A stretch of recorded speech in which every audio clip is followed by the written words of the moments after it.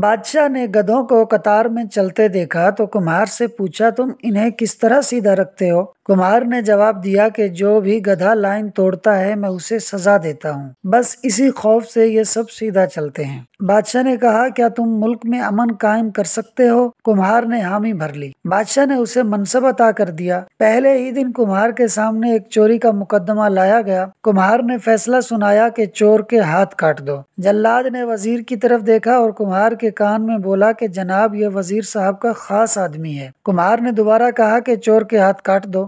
اس کے بعد خود وزیر نے کمہار کے کان میں سرگوشی کی کہ جناب تھوڑا خیال کریں، یہ اپنا خاص آدمی ہے۔ کمہار بولا، چور کے ہاتھ کاٹ دیے جائیں اور سفارشی کی زبان کاٹ دی جائے۔ اور کہتے ہیں کہ کمہار کے صرف اس ایک فیصلے کے بعد پورے ملک میں امن قائم ہو گیا۔ ہمارے ہاں بھی امن قائم ہو سکتا ہے، مگر اس کے لیے چوروں کے ہاتھ کاٹنا پڑیں گے اور کچھ لوگوں کی زبانیں کاٹنا پڑیں گی۔ دوستو، ویڈیو کو اینڈ تک دیکھنے کا شکریہ۔ ویڈیو کو لائک اور شیئر کر دیں اور چینل کو ضرور سبسکرائب کر دیں۔ چینل کا نام ہے فاز سنو 4296۔